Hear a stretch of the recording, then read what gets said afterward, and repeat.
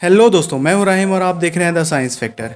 1 फरवरी 2003 इतिहास के पन्नों में दर्ज वो दिन जब इंडिया में पैदा हुई कल्पना चावला अपने साथियों के साथ स्पेस से पृथ्वी पर लौट रही थी। हर किसी को उनके आने का इंतजार था। स्पेसशिप को पृथ्वी तक पहुंचने में 16 मिनट का समय और लगने वाला था, लेकिन अचानक नासा का उस स्पेसशिप से संपर्क टूट गया और कुछ ही देर में उस स्पेसशिप का मलबा आग के गोले के रूप में अमेरिका के टेक्सास स्टेट के ऊपर आसमान में फैल गया। तो आइए आज की इस वीडियो में भारतीय मूल की पहली महिला अंतरिक्ष यात्री कल्पना चावला के बारे में बात करते हैं। उन्होंने अपने कैरियर की शुरुआत कैसे की, क्या हुआ था उस दिन स्पेस शटल में जिसकी वजह से यह हादसा हुआ, क्या इसके पीछे नासा का हाथ था, नासा ने उन लोगों को क्यों नहीं बचाया। आज की इस वीडियो में सारे सवालों के जवाब जानेंगे, तो वीडियो शुरू करते हैं। कल्पना चावला का जन्म हरियाणा के करनाल जिले में 17 मार्च 1962 को हुआ। पिता का नाम बनारसी लाल चावला और माता का नाम संजोती चावला था। कल्पना अपने भाई बहनों में सबसे छोटी थी। कल्पना चावला को हवाई जहाज बहुत पसंद थे। बचपन में सितारों के बीच उड़ने का सपना देखती थी। आंखों में एक अलग चमक थी, एक अलग जज्बा था। इसी जज्बे ने कल्पना चावला को स्पेस में जाने वाली पहली भारतीय महिला बना दिया। स्कूल की पढ़ाई पूरी करने के बाद पंजाब इंजीनियरिंग कॉलेज से बीटेक किया और फिर एरोस्पेस इंजीनियरिंग में मास्टर्स के लिए अमेरिका चली गई। 1984 में मास्टर्स कंप्लीट किया और 1988 में पीएचडी कंप्लीट करने के बाद नासा के साथ काम करना शुरू कर दिया और अमेरिका में ही शिफ्ट हो गई। 1991 में उनको अमेरिका की सिटीजनशिप भी मिल गई और 1995 में नासा के एस्ट्रोनॉट कॉर्प्स का हिस्सा बनी। एस्ट्रोनॉट कॉर्प्स नासा की वो यूनिट है जो स्पेस मिशन के लिए एस्ट्रोनॉट को सिलेक्ट करती है और ट्रेन करती है। 1997 में पहली बार स्पेस में जाने का मौका मिला। 19 नवंबर 1997 को अपने 5 साथियों के साथ अमेरिका के कैनेडी स्पेस सेंटर से स्पेस के लिए उड़ान भरी। इस मिशन को STS-87 नाम दिया गया।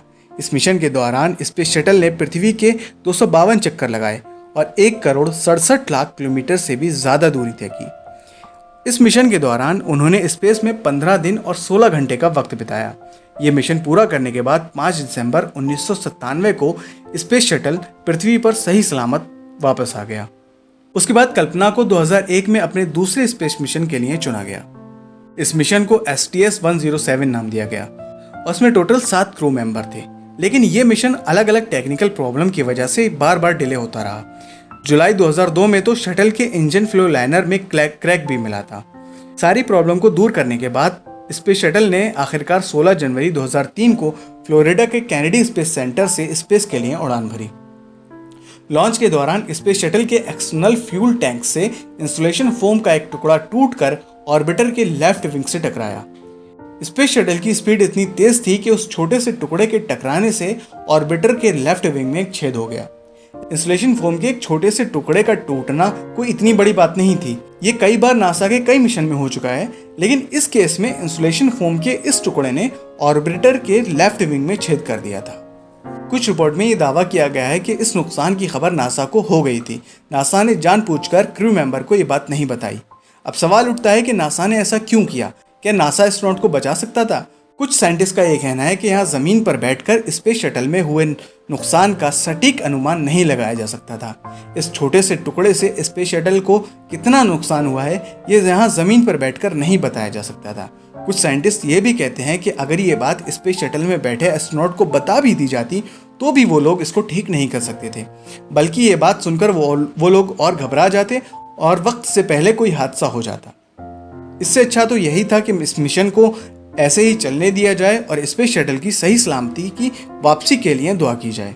नासा नहीं चाहता था कि उसके एस्ट्रोनॉट अपने आखिरी लम्हे घुट घुट कर गुजारें।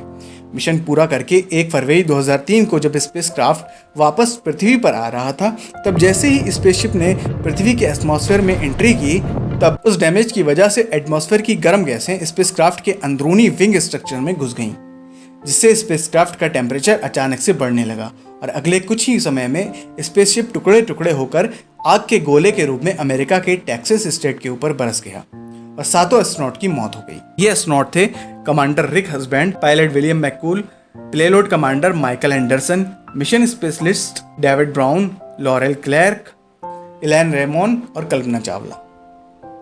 पहले और दूसरे मिशन को मिलाकर कल्पना चावला ने स्पेस में कुल 30 दिन 14 घंटे और 54 मिनट का वक्त बिताया। वो अक्सर कहती थी कि मैं अंतरिक्ष के लिए ही बनी हूँ और हर पल अंतरिक्ष के लिए ही बिताया है और इसी के लिए मरूंगी। और उनकी ये बात सच भी साबित हुई। तो यार आज की इस वीडियो में बस इतना ही। कल्पना चावला के लिए एक लाइक तो बनता है। अगर आपने अभी तक चैनल को सब्सक्राइब नहीं किया तो चैनल को सब्सक्राइब करें, हम आपके लिए अच्छी अच्छी वीडियोज़ लाते रहेंगे।